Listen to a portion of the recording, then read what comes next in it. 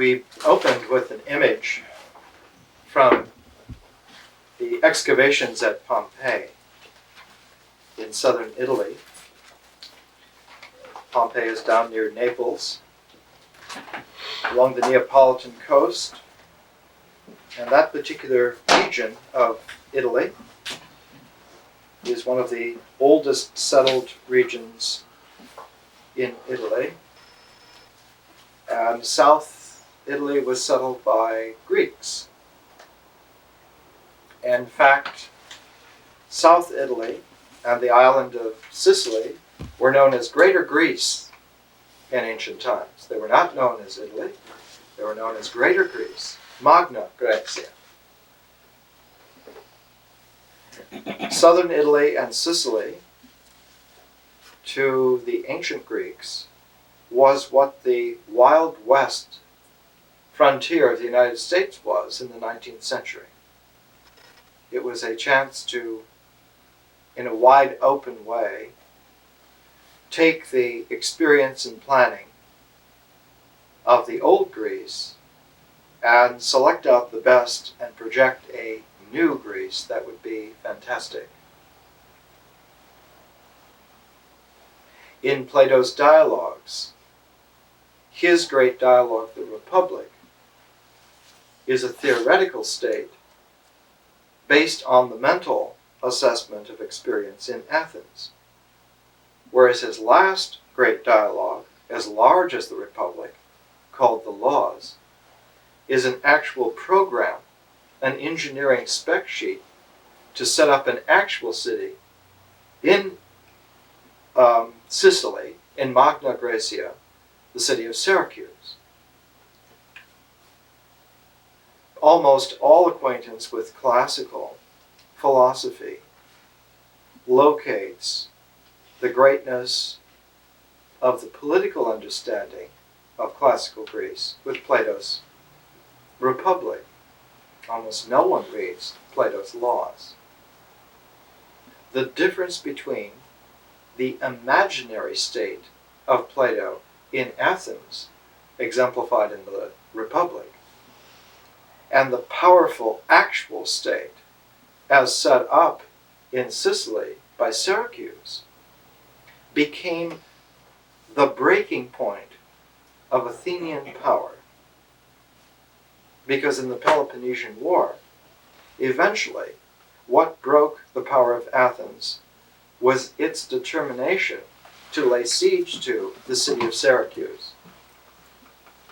And the failure to break the defenses of Syracuse, the most perfectly fortified city in the ancient world, because it had been set up specifically to harvest all of the experience of the Greeks, was the end of Athenian power. Athenian power was not defeated by Sparta, but it was exhausted by its own foolishness of trying to lay siege to a more perfect embodiment of its own understanding of defense and power and civic form.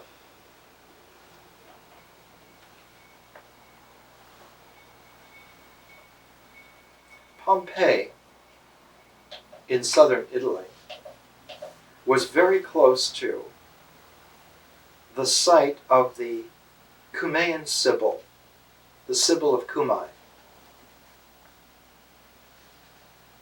The Sibyl of Cumae was the most powerful prophetess of the ancient world in a feminine form. Her counterpart in a masculine form was the prophecy of Apollo at Delphi. Now, there are other sites of prophecy, but Delphi and Cumae were the male-female power spots of prophecy. There, for instance, when the Sibyls were put into a kind of a codification to fill out an archetypal form, there came to be 9 Sibyls, just as there were 9 muses. And the cult of the 9 muses had Apollo as the 10th, so that the culminating God presence for the Muses was Apollo, whereas the culminating god for the 9 symbols was Dionysus. And in a very particular way, the powers of prophecy were invested in Dionysus, whereas in later classical maneuvering, the prophetic powers were always designated to Apollo. Apollo became the god of medicine and healing, became the god of prophecy, especially associated with Delphi, and became the god who was able to hold the treasures of form, such that on Delos, the temple of Apollo there was where all the money was put. It was the ancient Swiss bank of the classical world. So that he was able to hold the form of value, he was able to bring health back into its fullness, and he was able to prophesy. But in a very real way, we miss a most important point, a nuance, perhaps, initially, but finally, the breaking point by which consciousness either matures or it does not. Apollo at Delphi did not deliver the prophecies himself. It wasn't the presence of the god. The god's prophetic powers appeared through the mouth of a young girl, usually about 12, 13 years old, right at adolescence, who sat on a 3-legged stool, the 3-legged vehicle being the tripod, and in ancient times, Homeric times, the tripod was always the place where the incense brazier was placed. It was the sacrificial vehicle. It was the number one vehicle showing sacrifice. The adolescent girl at Delphi was seated on a sacrificial archetypal seat over a cleft in the earth, and the cleft in the earth went down to unknown depths. And out of these depths, from time to time, came vapors, fumes, from so far underneath the earth that it was an unknown mystery and was simply understood and universally accepted that this was a special vapor from the underworld. So that the young girl on the sacrificial seat in the darkness of the shrine of Apollo at Delphi, she was the one who delivered the prophecy. She is like a young girl version of the woman's power of prophetic utterance. And the Sibyl at Cumae was the ancient woman version of that. The crone, as one would say in archetypal language today.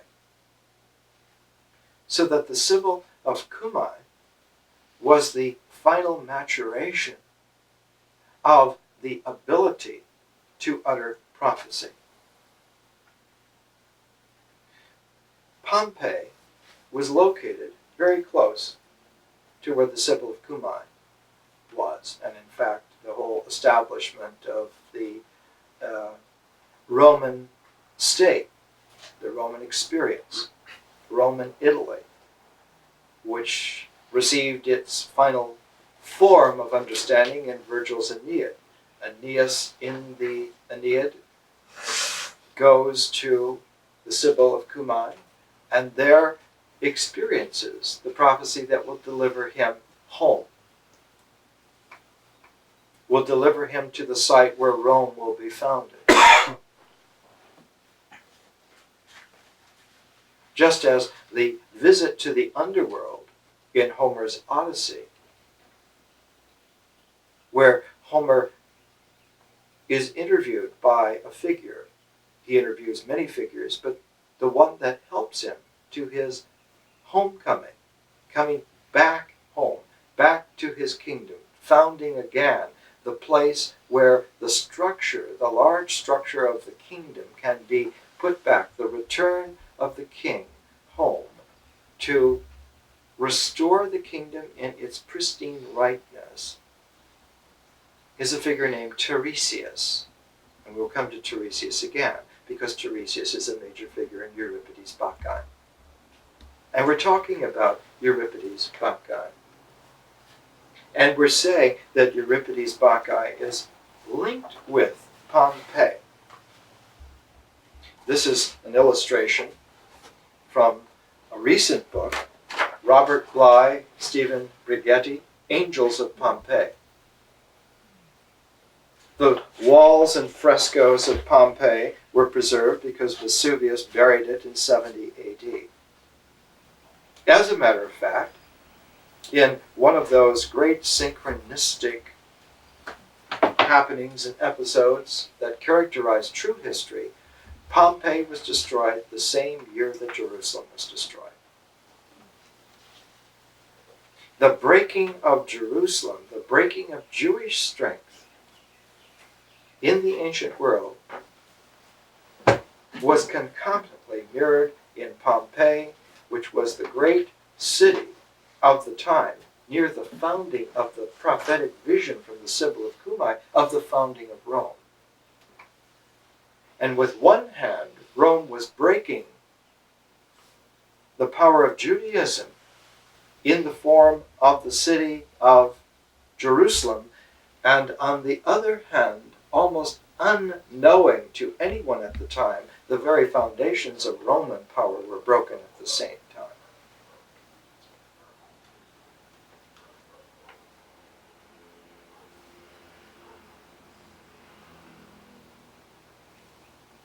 It's an eerie thing.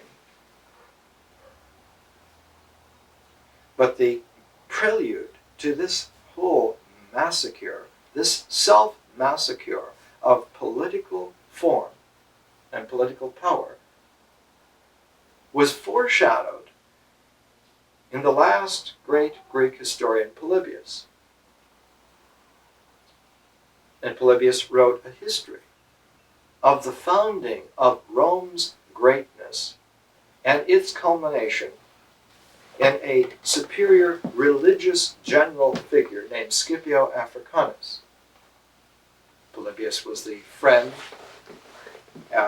of, I believe, the grandson of Scipio Africanus,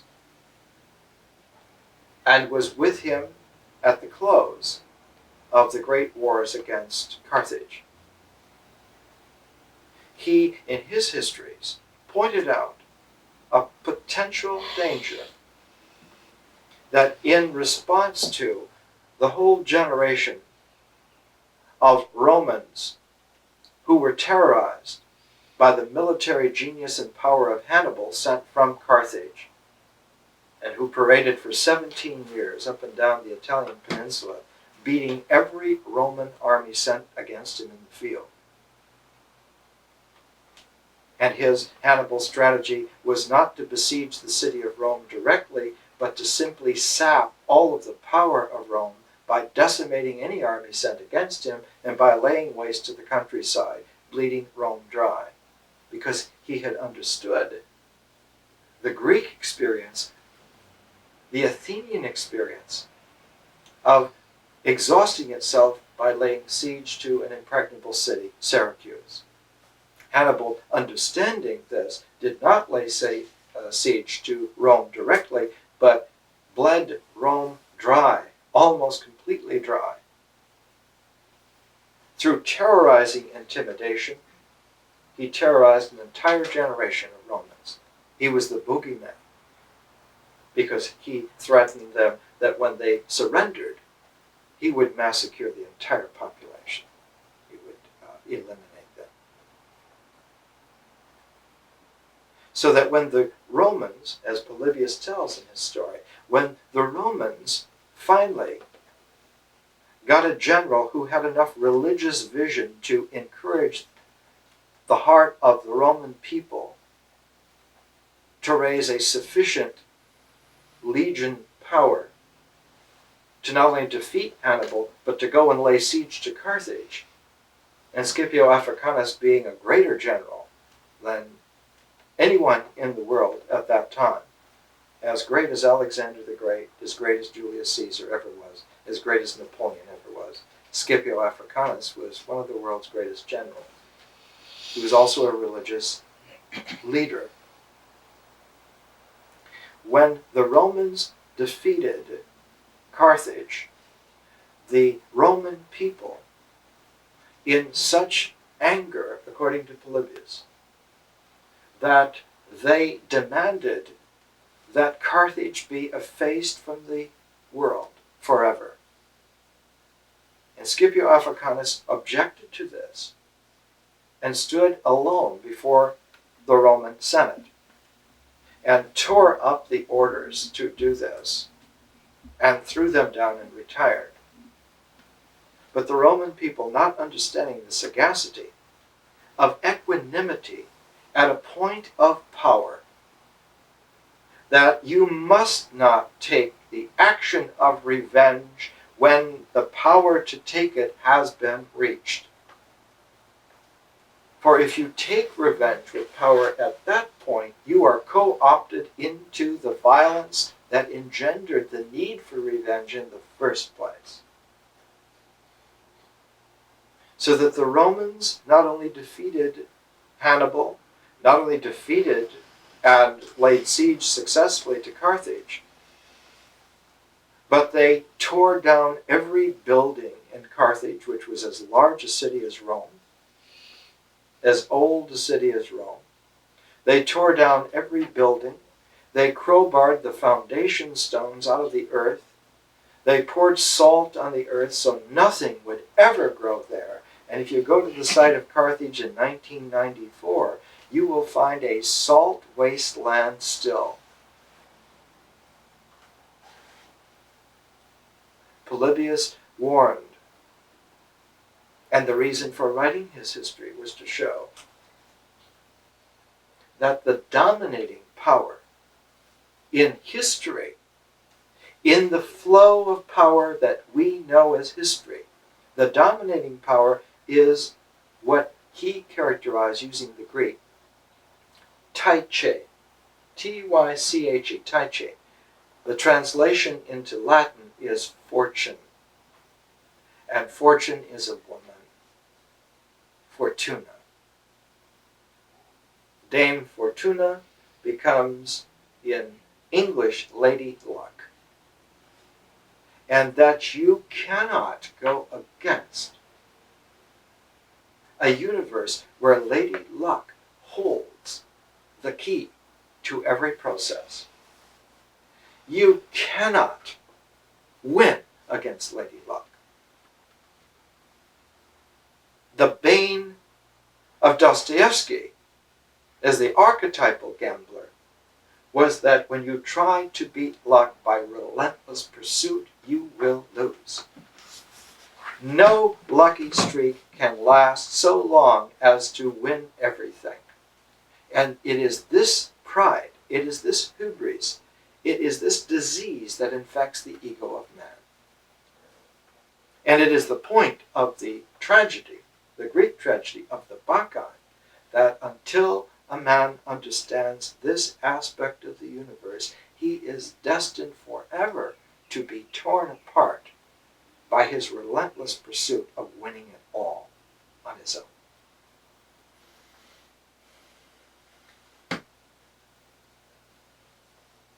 The frescoes of the angels at Pompeii, when they first were unearthed, they received fantastic treatment.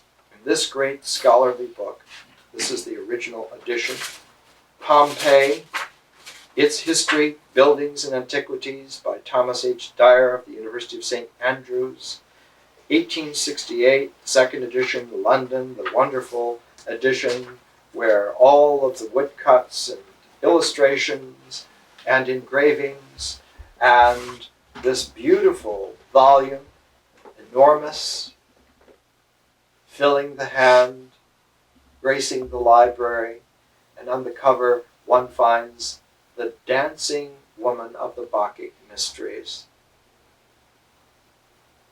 And as soon as this beautiful, sumptuous, scholarly volume appeared in the Victorian English households, it was noted with great shock and horror that all of these murals were about sex.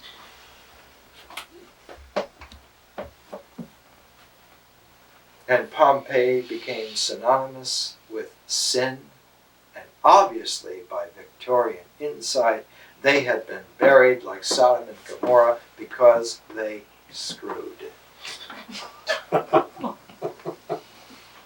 And we're not only doing it, but we're enjoying it. That they were proud of it. And further, that the angels in heaven participated and helped. It went against the Darwinian somber grain of the English prudery of the time, and all of the Bacchic significance of Pompeii was buried as if they had never read Euripides. And for a full century of disgust, the world associated Pompeii with a dirty book. It is exactly this that Euripides 2,400 years ago said is the breaking point of consciousness in face of life. One of the beautiful studies done, originally published here in 1957 by the Psychological Club of Zurich and put into English in 1988, Women's Dionysian Initiation, The Villa of Mysteries in Pompeii, by Linda Fures David, a great Jungian analyst and wonderful author of a book in the Bollingen series, The Dream of Polyphilo. Extremely refined woman. It's available from Spring Publications in paperback. Linda Fures David, very elegant, wonderful woman. It took almost a century to come back to the appreciation that something of deep significance was here. That the murals were murals of initiation into mysteries. That life is a mystery. And if we do not accept life as a mystery, its backside, like the backhand, instead of welcoming you, I think in the Midwest we used to call it frosting you. It will slap you across the face with a backhander. But the hand that brings the sacrificial instrument, the knife to cut the bread, to serve with the wine, in the backhand is the knife that will cut your head off. If you do not accept life as a mystery, you will inherit the scenario of a tragedy. And that's what the Bacchae is about. And that this is not some kind of game which you can win by relentless gambling with the facts. And it is exactly this that destroys Pentheus. Now let's come to the Bacchae. We last week talked about how there's a very interesting structure that Euripides puts into the Bacchae. That the structure, as a matter of fact, is familiar to us from our own educational exploration. We looked originally to understand nature and how ritual is a selection from nature. That nature is an open matrix of change. And ritual selects themes and threads and images from this open matrix and makes the first objective form. And that the best that can be done on a ritual level is that we can make a mask, put a face on feelings, on natural occurrences, so that the mask of things is the closest that we can come in a ritual level.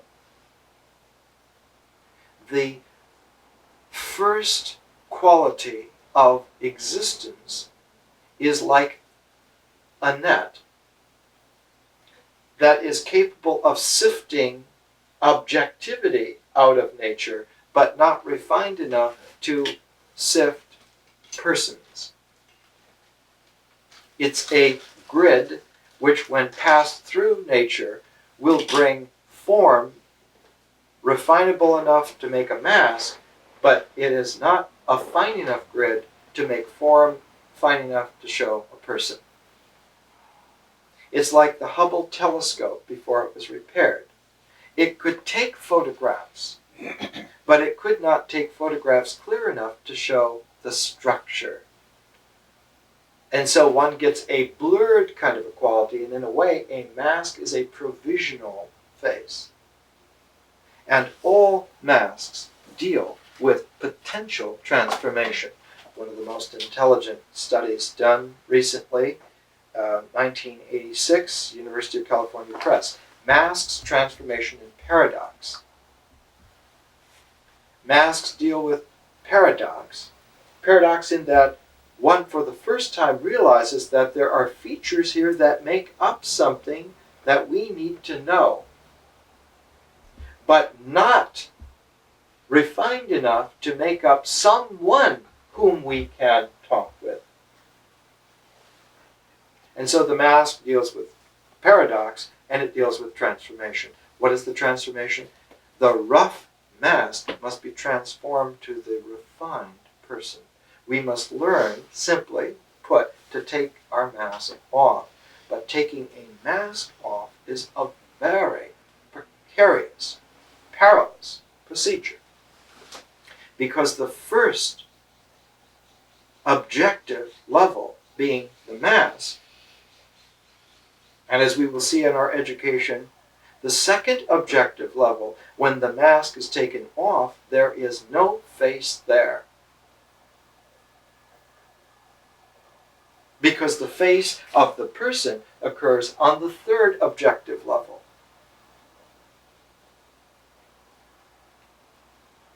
In ritual, the first objective level, there is a mask there.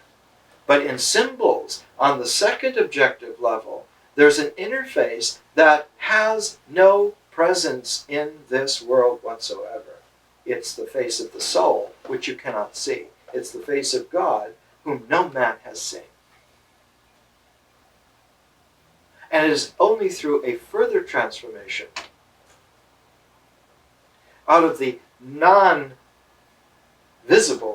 face of the soul that the third objective face, the physiognomy of the person, emerges. So in between a mask and a face is an objective experience of the inner person who has no face. And all of the energies that went to make the mask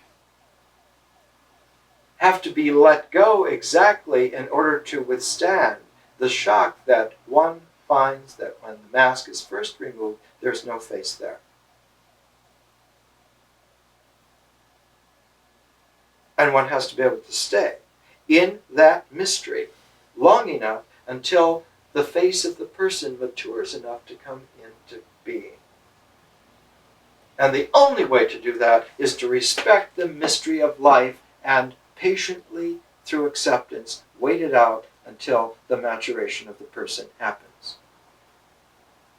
Because if you jump the gun, if you push against it, if you say no, if you get scared,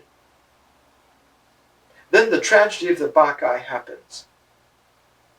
Every single time.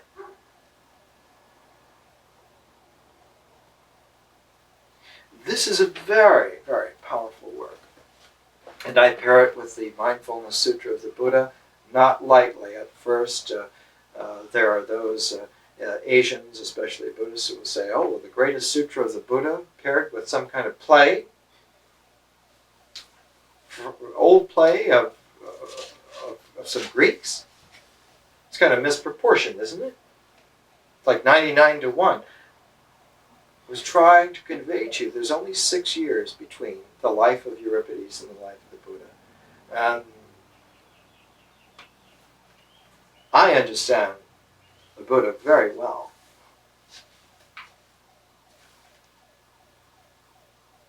And Euripides is not so far from the Buddha. Not in the Bhakti. It's very clear. And so pairing the Bhakti and the Buddha is a kind of an equanimity. Because the Buddha dealt with the very same quality, that reality is mysterious.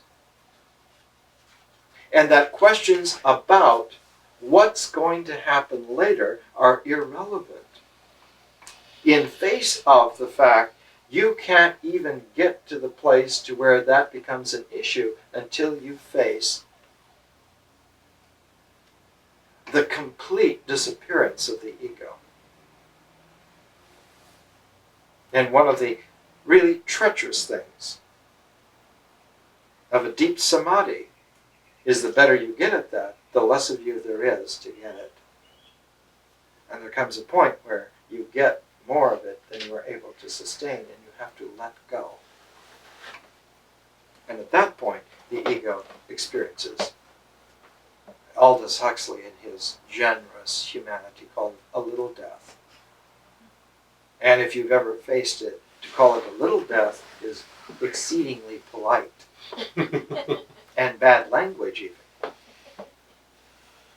Carl Jung called it the mysterium tremendans, because it's like when you're showing a film, an old-fashioned projector, and the gate has a little dirt in it, and the film gets stuck in the gate, and the picture on the screen flutters and shakes like that. That's what happens to your sense of self. You get shook as if some gigantic predator had grabbed you and seized you. And like eagles or lions or sharks or any predator, they shake their head when they have you in their jaws. Mysterium tremendans, a little death. Greek tragedy was about this experience. That you can take the worldly, supposed person and shatter it.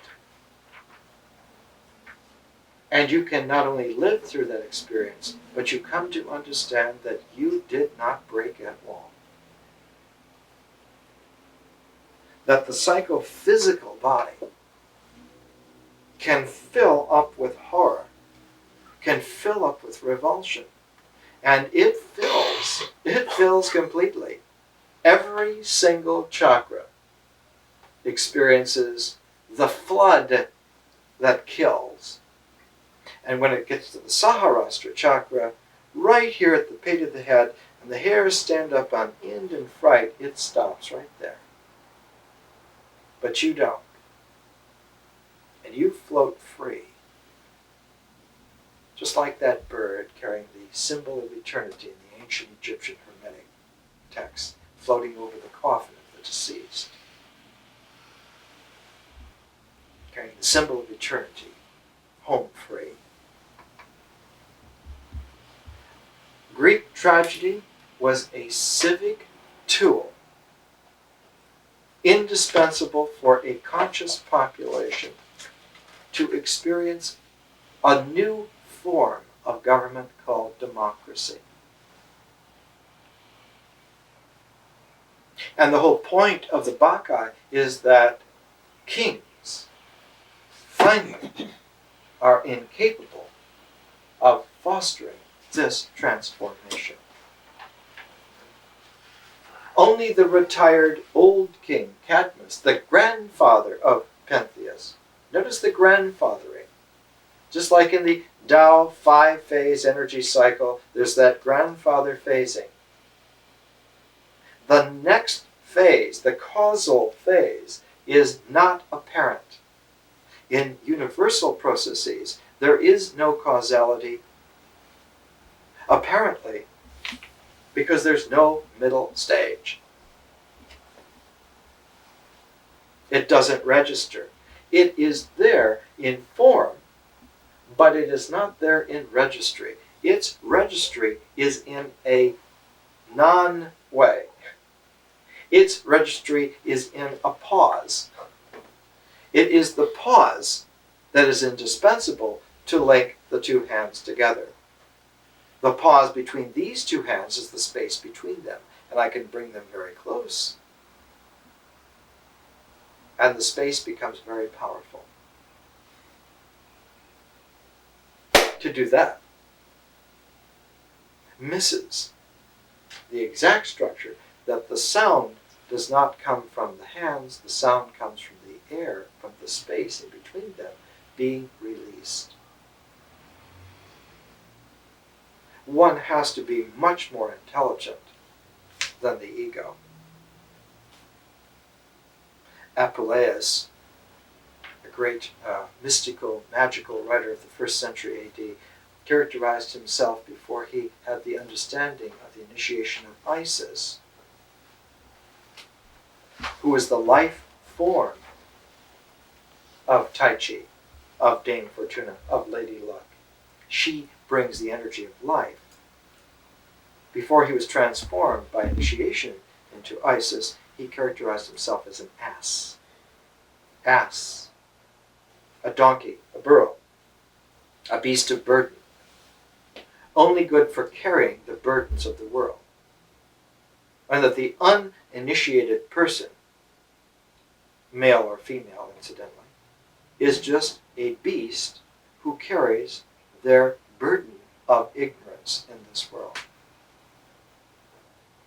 And only by initiation into acceptance of life as a mystery is one freed from having to be a beast which can only carry this burden.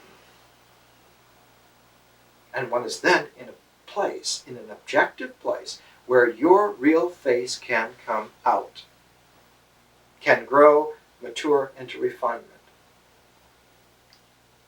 And that this is an inner transformation, and that woman is an inner experience. And so every man carries that transformation within himself. Every man, every woman.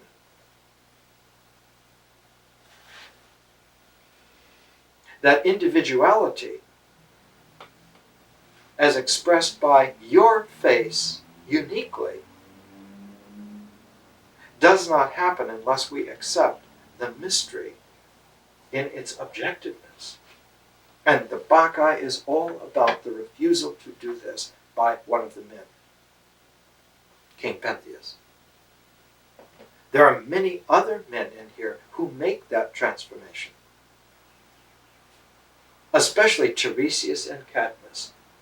The old retired king, the grandfather, understands this and is the one who's carrying the thyrsus of Dionysus. And it is out of his hand that his grandson knocks the thyrsus, and that ends the first episode, the first of 5.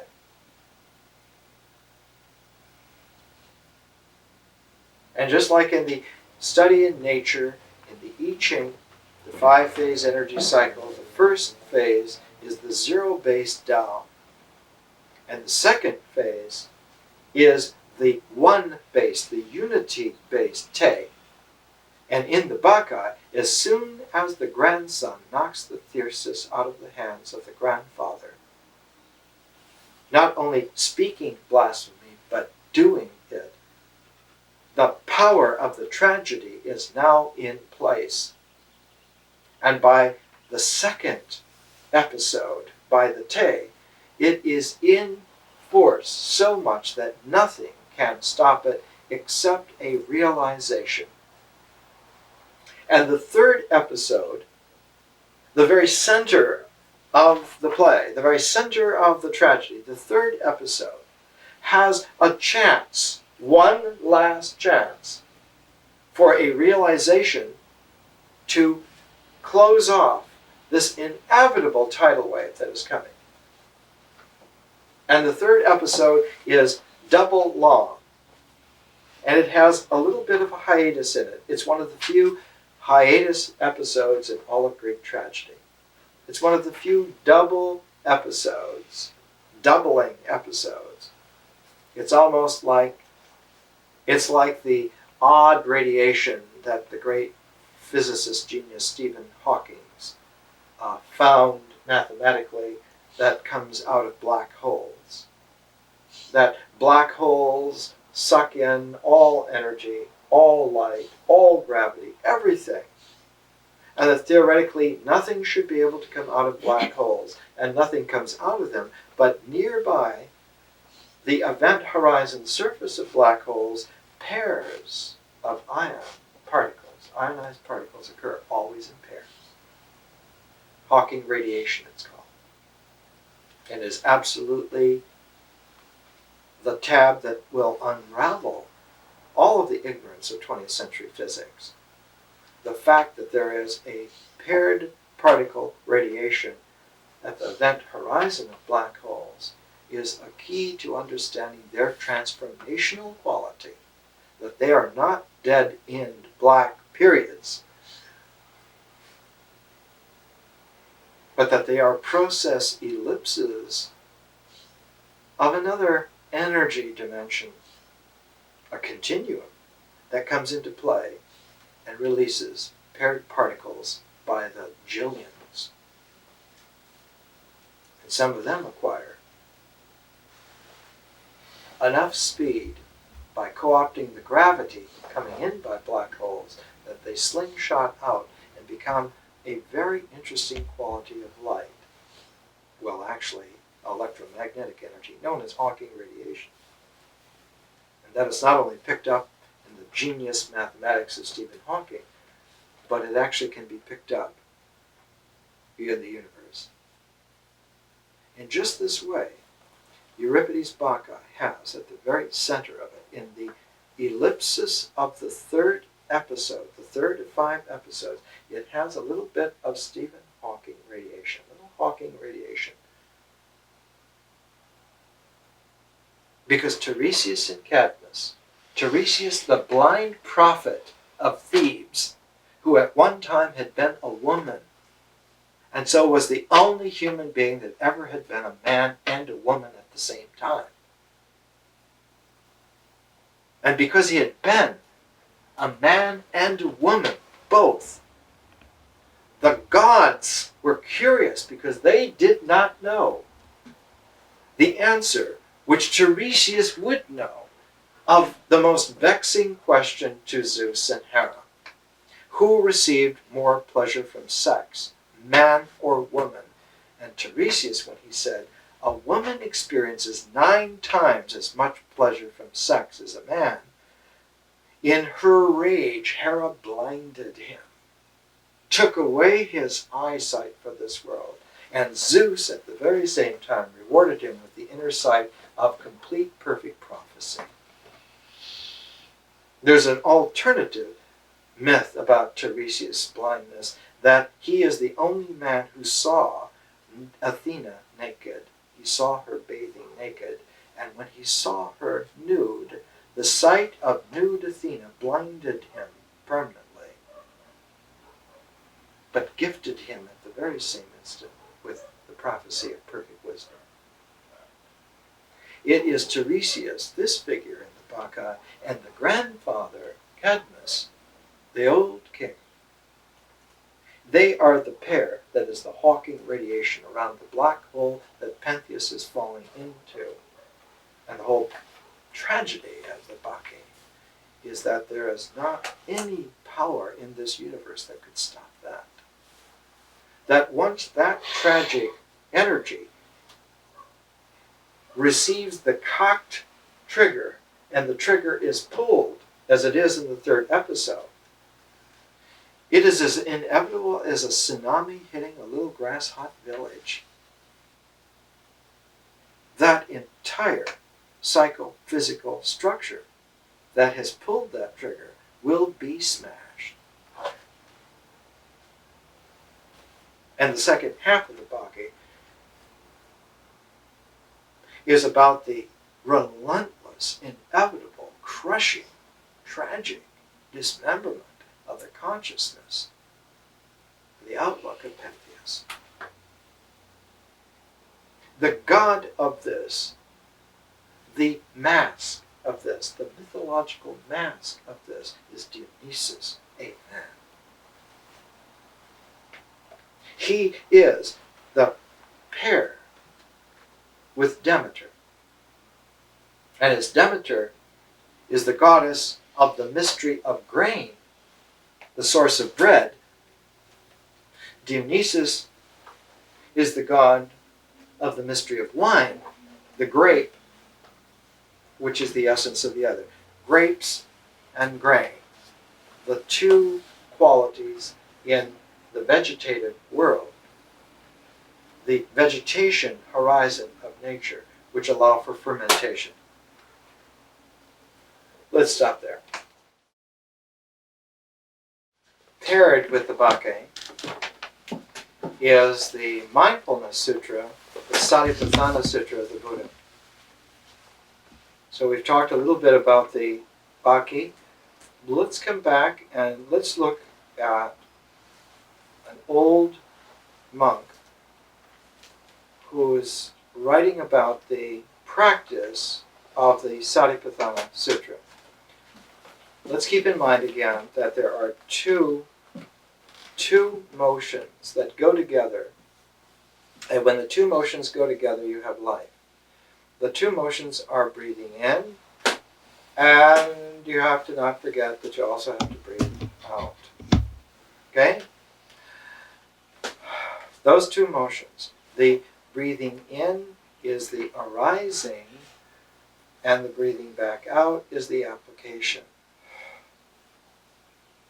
Don't be fooled by insistences that technology is the application of science and therefore is very difficult to master because you didn't master the science.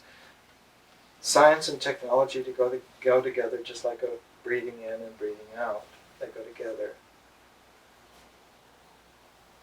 The arising and the application must go together. If the cycle is not complete, you're caught holding your breath one way or the other. And if you refuse to breathe in, you will die. If you refuse to breathe out, you will pass out.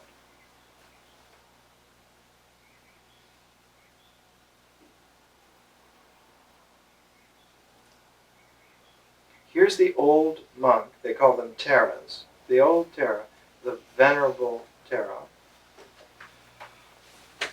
Nyapanika Tara. Right mindfulness recovers for man the lost pearl of freedom, snatching it from the jaws of the dragon time. Right mindfulness cuts man loose from the fetters of the past, which he foolishly tries even to reinforce by looking back at it too frequently with eyes of longing, resentment, or regret. Right mindfulness stops man from chaining himself even now through the imaginations of his fears and hopes to anticipate events in the future. Thus, right mindfulness restores to man a freedom that is to be found only in the present. Thoughts of the past and of the future are the main material of daydreaming, which by its tough and sticky substance of endlessly repetitive character crowds the narrow space of present consciousness, giving it no chance for its shaping and making it in fact still more shapeless and slack. These futile daydreams are the chief obstacle to concentration.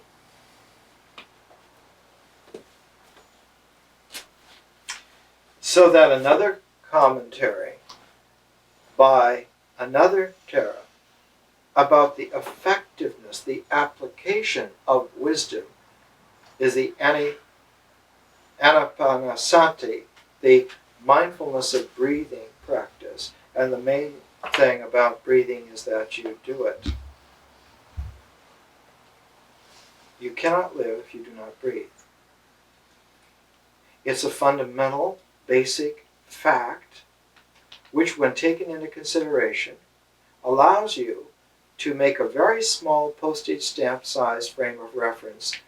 Anybody at all. You can be a mongoloid idiot truck driver in Idaho and still be able to keep track of breathing in and breathing out. Wisdom is not so difficult. Before you breathe in, you will have had to breathe out. There has to be a space in the lungs to receive the air coming in. And you have to expel that air to make space so that you can breathe in again. This principle, when looked at in a continuous way, is like a sine wave. A sine wave of breath and space. That the lungs have two things in them. They have breath and they have space. When they have breath in them, they balloon up, and when they have space, they balloon down. And this motion is the motion of life. It's also the motion of the mystery of life. It has a lot to do with reality. It has a lot to do with sexuality. It's the very core of the Bhakti. You have to be really ignorant. You have to be stupider than doorknobs not to be able to get the point. It's not that you can't understand. It's that you do understand and will not apply it. Because the application is very simple. It means agreeing to live. The application is an assent. It's a yay. It's a yes that one is going to live. Yes. We'll live by participating in the mystery of life. And one of the greatest of all of the early 20th century philosophers, I use the term very wisely here, he was a philosopher, Lucien Lévy-Bruhl, wrote about the psyche, the psychology of primitive man, of ancient man, of man when he first began to be man. And he said the number one activity of ancient man was to ensure that he had a mystical participation with nature. My French is horrible. Participation mystique. It was a phrase that Jung extracted and said, this is the number one fact. It is the psychic fact of the unconscious, that it participates with nature. And the number one problem of modern man is that he refuses to be present in that participation. In Modern Man in Search of a Soul, a collection of essays from various disparate parts of Jung's genius brought together in a common theme, Modern Man in Search of a Soul, the telling sequence is in two chapters. One is called The Spiritual Problem of Modern Man, and the second is called Archaic Man. Original man and man present. And in The Spiritual Problem of Modern Man, he says the problem is that modern man is not present. he is lost in the past or lost in the future. And because he shifts from being lost in the past to being lost in the future, he thinks he's made some gain. And he's always glossing over the present, which is indispensable because it's the only place we really are. And there are masks in the past, and there are masks in the future, but the only place the person is in the present. Jacob Bronowski, in The Ascent of Man, that beautiful series on science that came out when PBS was still a real educational network. He had an array of equipment arranged on a lawn. And he had this equipment arranged so it registered the entire electromagnetic spectrum. And there was an object which all of this equipment was directed to, and you got the readings on the film from every aspect of the electromagnetic spectrum. And the only place on the readouts that you could tell what the object was on one simple machine that was very organic. It was called the human eye. Because only the human eye registers the narrow part of electromagnetic energy. It's called visible light. And only the two eyes together in that resolution can resolve the object enough that you could see that it was a human face. And you could see who it was with the eyes. We are given exactly the right capacity to see what is necessary for the reality of the person. We don't need to be able to see X-rays with our eyes. We don't need to be UFO puffed up aliens to be able to see the ultraviolet. What we need to see is our person in our face once to confirm that reality. That's what saves. What is the salvific moment? Seeing yourself whole once. Once done, it never. Who is going to erase that? Time? Ha. Demons? Devils? Bring them on. But that only happens in the present. The point in the Mindfulness Sutra, the Satipatthana Sutra, the point in the Bhakti, is that this present is mysterious. Exactly this present is mysterious, because exactly this present coincides with an alignment of opennesses. The beginning, the middle, and the end are aligned. The beginning is mysterious because no one knows. It's zero-based. The end is mysterious. No one knows because it's infinity. The middle, no one knows because it's the non-face, objective soul that is there. And when you line up the zero, the soul, and infinity, and you have that mythic horizon, beginning, middle, and end, you can look straight through. It's the soul core of reality. There's nothing there to get in the way. You have a clear view of forever. When you look the other way, you have a clear view of always.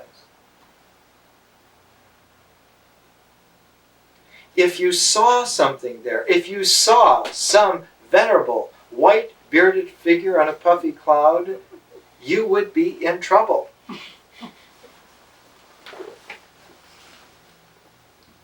If you saw some kind of bright mandarin red tailed creature, like a lifeguard with a pitchfork, waiting to throw you back into flames, you're in as much trouble as if you saw somebody with harps singing those canons of carousel that people like Pergolesi used to compose. The problem is that there is nothing there except ourselves, our real selves. And it is only that real self that participates mystically real. We are made to do that. We do that with no effort whatsoever. And any effort exerted to help that along, the phrase that was picked up by American Zen people was, "Don't push the river."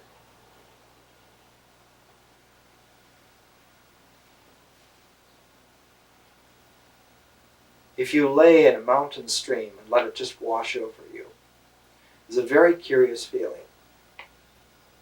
Mountain streams that just run over your body feel like very light electric energy. That's what they feel like.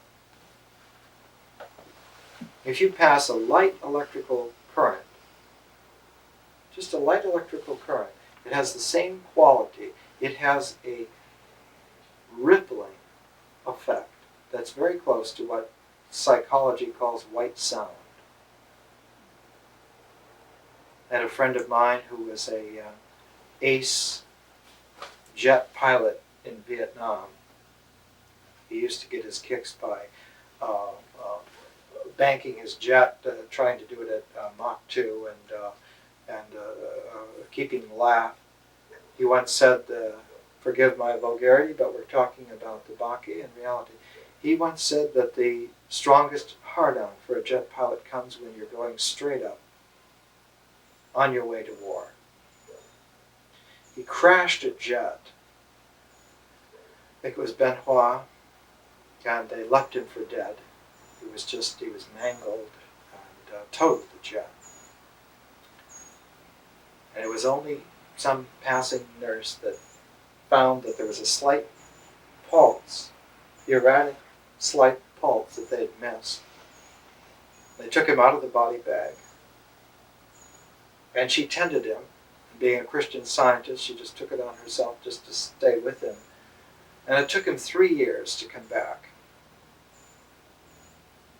And when he came back, he found that he could take his hands and go like this, and he could make enough psychic energy, he could knock people down across the room. And whenever he would have problems, he evolved a nice little therapy for himself.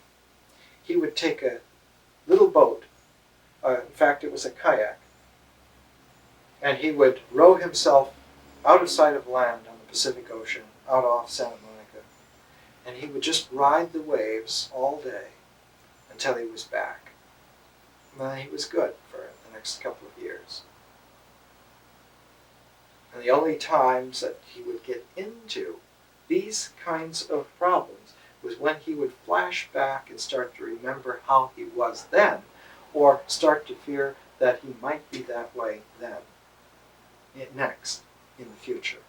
And only when he threw himself into the past or the future did he get back into that and have to row out. Jim was Finnish, and the Finns understand what they call sisu, determinedness. But he had to take the other side of sisu. Instead of determinedness to hold on to something, he had to train himself to have the determinedness not to hold on to anything. And that was really hard. And once he got it, once he learned, once he trained himself to have an open-ended sisu, the last time I saw him, he was smiling and he rode his motorcycle off towards Nevada City in the north, happily.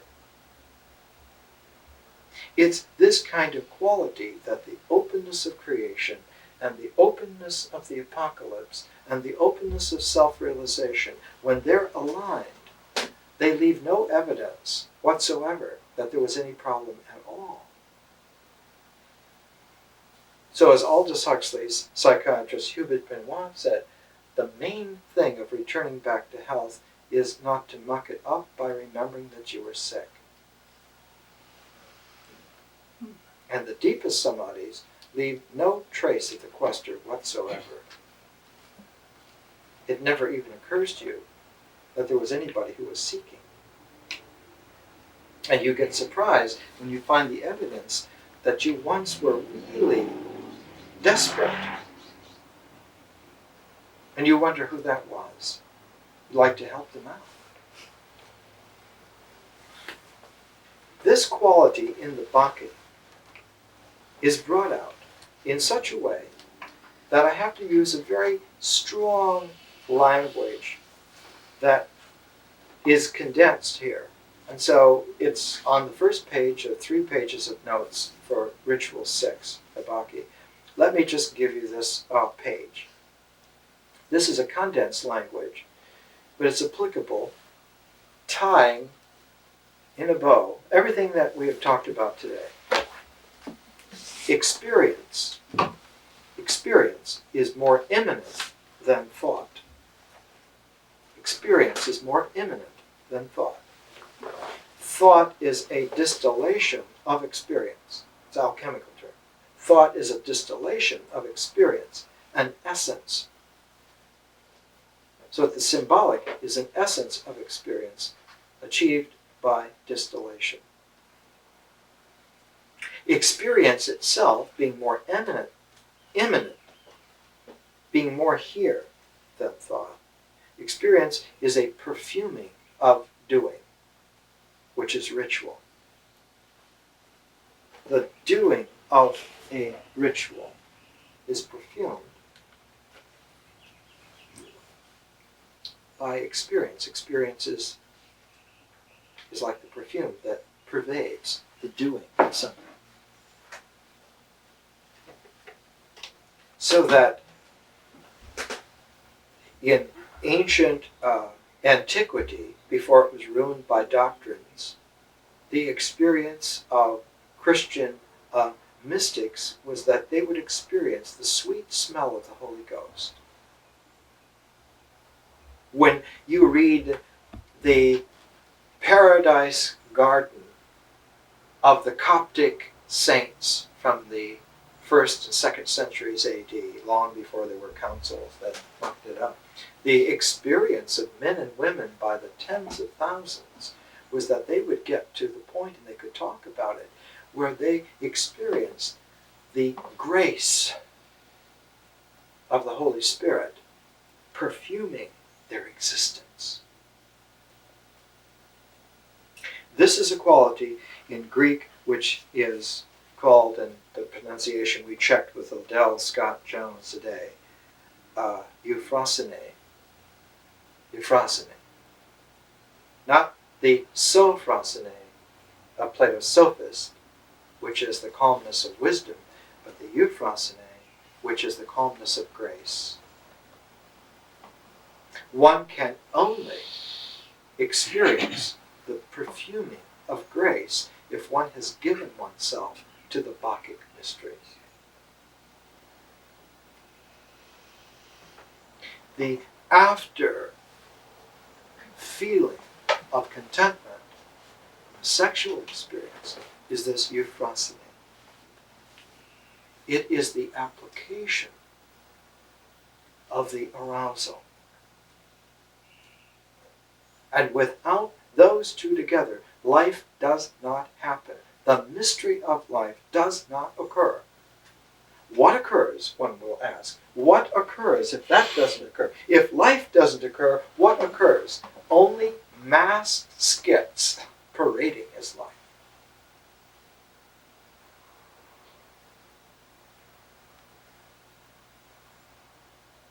Nothing real is happening.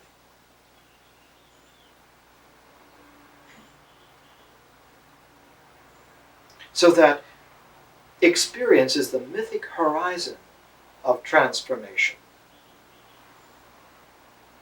Myth is the transformation of the process of forming experience from what happens in view of what we feel. Notice that Euphrosine is a feeling intelligence that occurs before thought ever happens.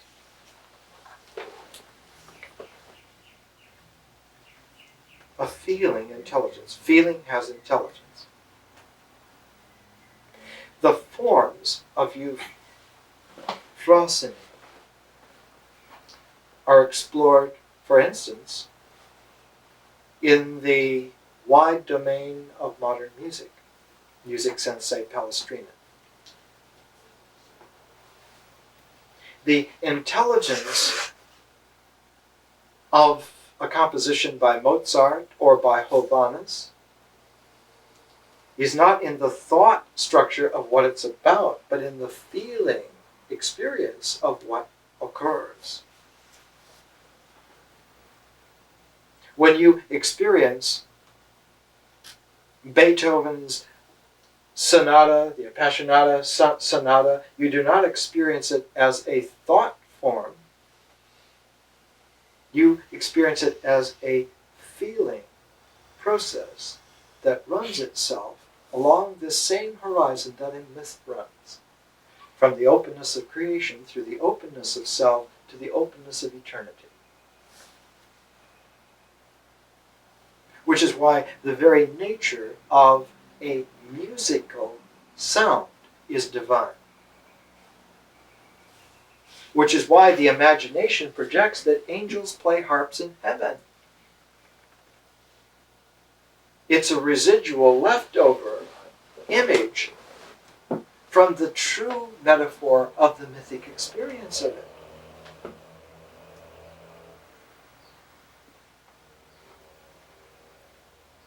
The Bacchic women have musical instruments. They believe it's pronounced the Cytherean. And they play. And there are also flutes. And that flute in its archetype is the double flute. I forget the Greek name right now. I'll look it up and bring it next week. Of Pan. And it is Pan's double flute, paired flute, when heard in the wrong way, is the trigger of panic.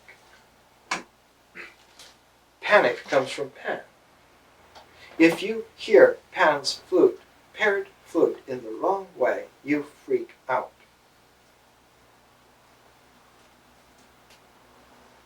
If you hear it in the right way, it is the beginning of an arousal that is the natural breathing in that will have the breathing out of grace. And this is the mystery of life. And it involves a descent to the interior, to the underworld. Within ourselves, this underworld.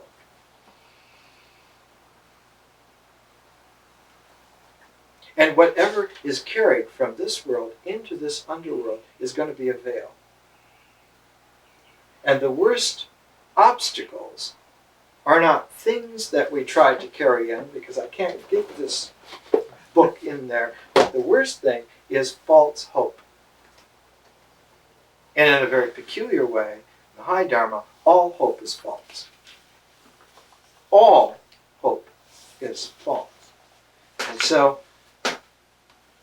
the mantra over the entrance to the underworld in Dante reads in English translation, "Abandon all hope, ye who enter here." Because whatever you take in there, and hope is a future or a past remembrance, on this level, it is going to be to that extent that you're not going to get out. You're going to be wandering lost, still in the daydream. You're not going to be present. And there's only one point on the entire time continuum that is present. Just one point that is present. But it is a point of no dimension. No dimension whatsoever. And so when one goes there, one goes as if into a psychological black hole.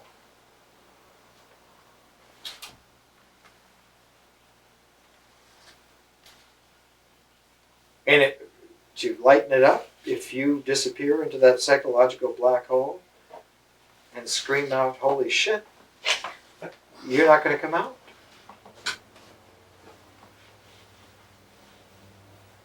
It's in that silent acceptance that one comes out like Hawking radiation, paired so that the flute of Pan is heard as the beginning of an arousal that leads to acceptance and participation mystically with life in its actuality. Wherever one is, though, in the entire universe, wherever one is home. Ritual is about sensation, as myth is about feeling, as symbol is about thinking or thought. Notice that we have 3 of 4 functions. We have ritual is about sensation, the sensation of existence. The body is the registry of it, but the body is not deep enough.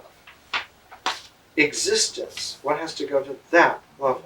Existence. Sensation is about existence.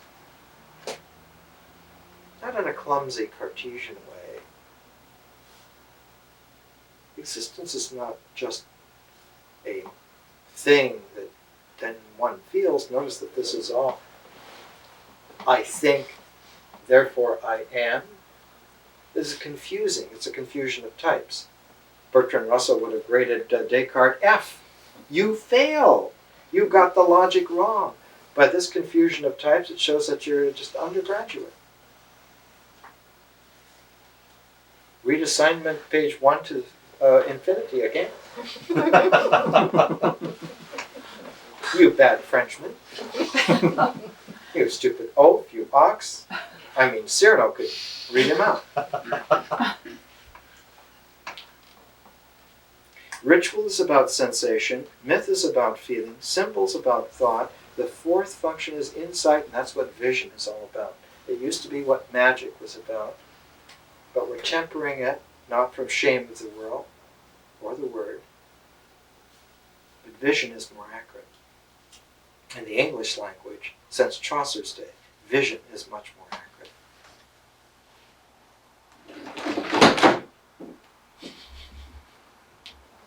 Chaucer.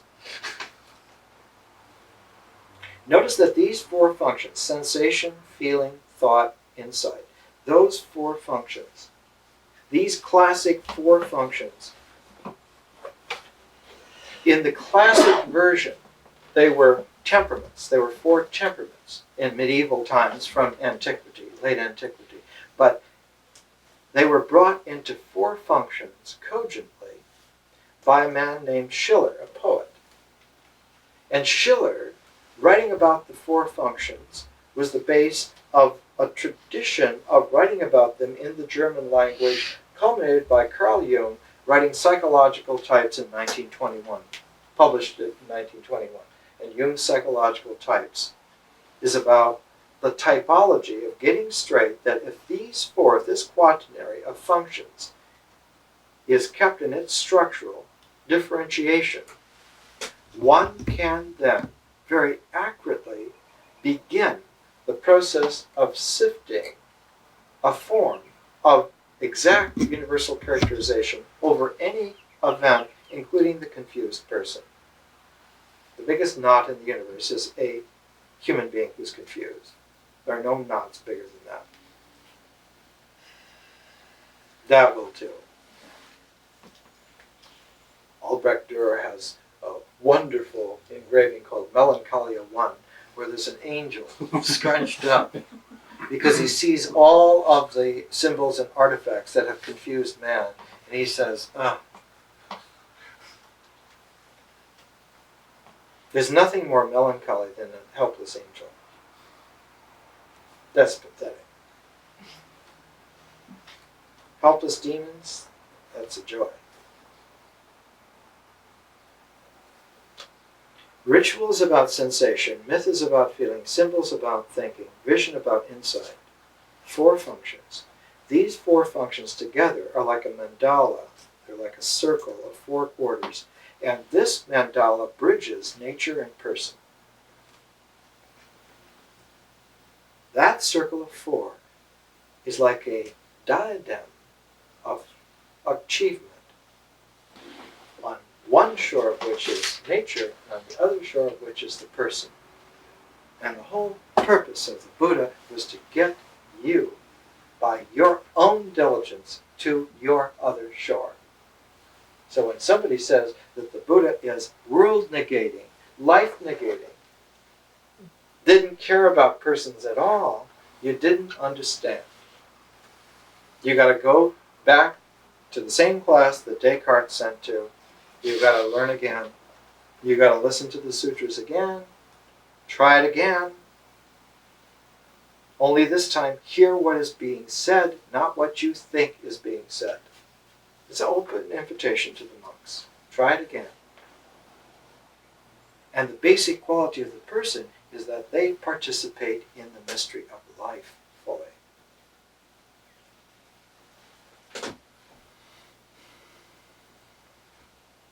The whole symbolism of the begging bowl is that it fits the two hands that are cupped like this.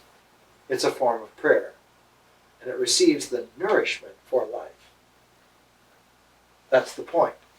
That asceticism for asceticism's sake is an error. It's as big as an error as just meaningless hedonism, without attentiveness to the mystery.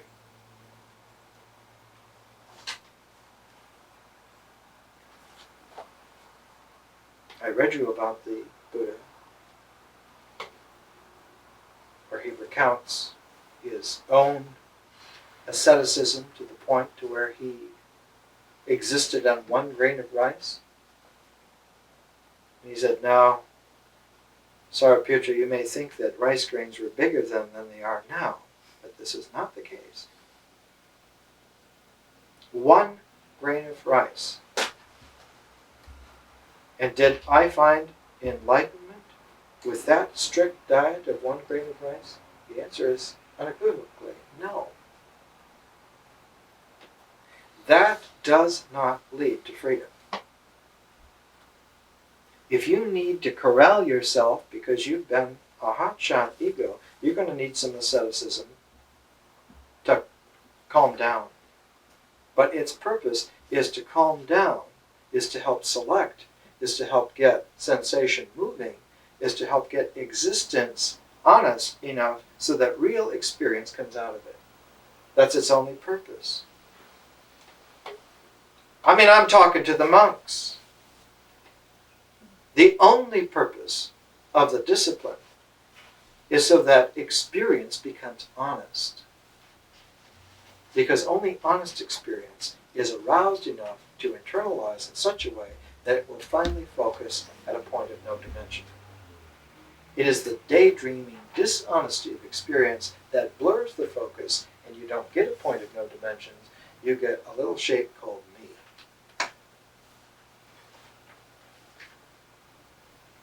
And there are lots of me's in robes. I remember the Venerable Walpole Raoula, when he came to this country about 10 years ago. Came to Los Angeles. He was lecturing. Walpole Raoula was a monk from Sri Lanka, from Ceylon, who was a professor at Oxford University for about 20 years and has written a whole shelf of books. When he came out, he smiled. He looked like a Barry Fitzgerald with no hair. And in the room were several hundred distinguished Buddhists. The Zen guys with their black robes and the Tibetans with their red robes. And there were yellow-robed wealthy Americans who had become monks, and there were saffron-robed people and gray-robed Koreans and all these robes. And he began by smiling like Barry Fitzgerald, and he said, in the West, the Dharma has no robe. I hate to tell you this because I don't much like to emphasize it, but he was looking directly at me, and I felt kind of embarrassed because I was the only person in the room who didn't have a robe. Until I caught his smile, and I thought, is that right? And so we kind of high-fived in a way, and he continued. I continued. I don't have any robe. These four functions as a mandala are a bridge. They're the bridge, and it bridges by the integrity of its cycling. If you go through the cycle, you go from nature to person. You can't step on the mandala with one nifty shortcut cleverly and say, ooh, the exact center, I'll do it in one step, and go from nature, from the mystery of nature to the mystery of person. You can't do that. You've got to go on the wheel. And that wheel is exactly the same wheel that is the wheel of fortune. Only in the wheel of fortune, one of the dimensions is missing. Whoa. That's a Bill Murray. Whoa. Somebody's going to get you. Because the wheel of fortune only has 3, not 4, aspects. In the Tibetan wheel of life, it has a rooster, it has a pig, and it has a snake. Lust, greed, and anger. And they chase each other around that wheel forever. And when you're on that wheel, you're not getting off. And what's worse is that you keep intuiting that there must be a gold ring that you can snatch off that wheel. And if you can get that gold wheel, you get off that ring. And it's that expectation that fuels lust, greed, and anger. That somehow if you go faster on this wheel than anybody else, you're going to make it. Or you're going to be clever. You're going to go slower than anyone else on this wheel, and you're going to make it. Or you're going to master the entire wheel, and then you will have made it. Oh, the versions are endless. I mean, the islands are filled with people endlessly getting clever and taking shortcuts.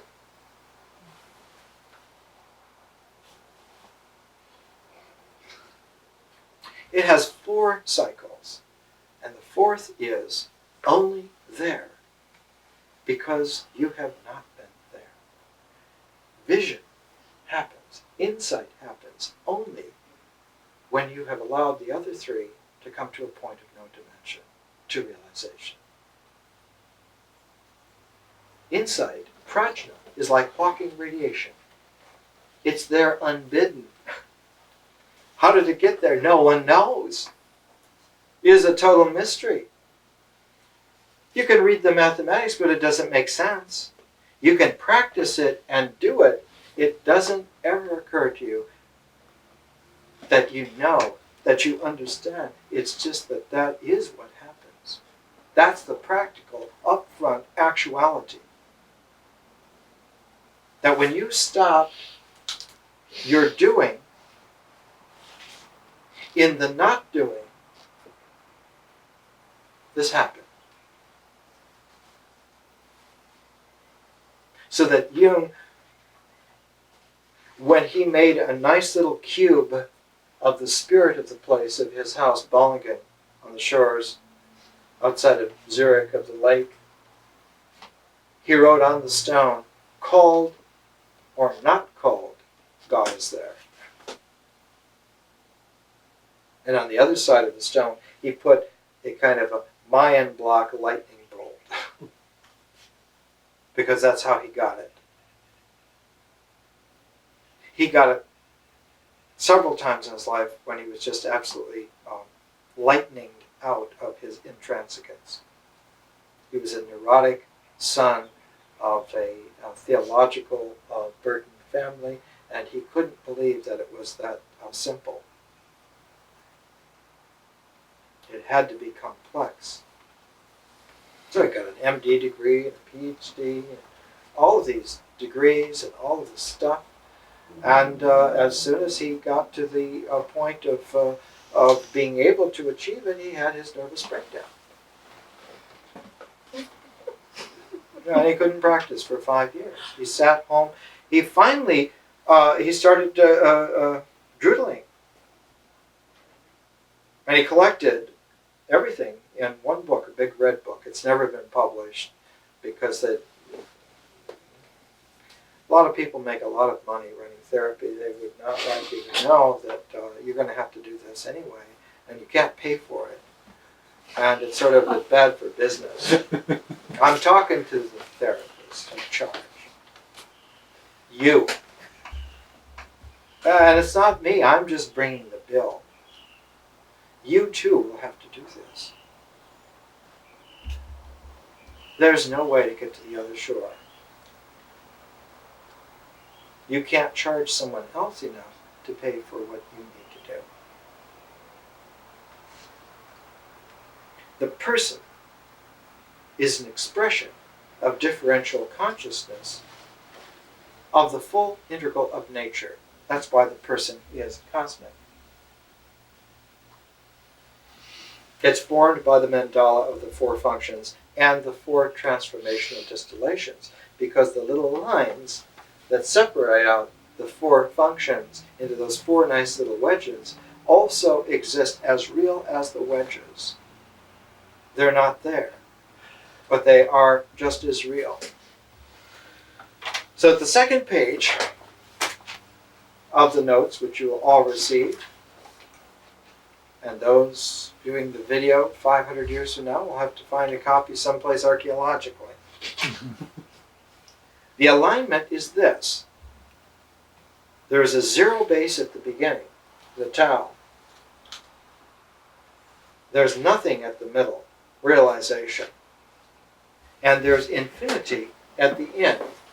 And it is this horizon that's the horizon of religion. Religio means binding. And the fools thought that it was rules that bind life. No. It's this binding of zero, nothing, and infinity into a horizon line. And the plane of that horizon line is the foundation of heaven. Welcome to paradise, brother, if you can find it. But because realization does not occur, did you say that realization does not occur? It does not occur. It occurs by not occurring. That the actual form of the expression is creation, the zero base, and cosmos, the infinity. So that you put them together because there's nothing in between. And so it comes out as creation, cosmos. It comes out as the phrase creative cosmos or cosmic creation. You can write it either way. It's ambidextrous. But if you do not hear in the middle of the phrase creative cosmos or cosmic creation a pause, an articulation of mystery, you didn't hear it.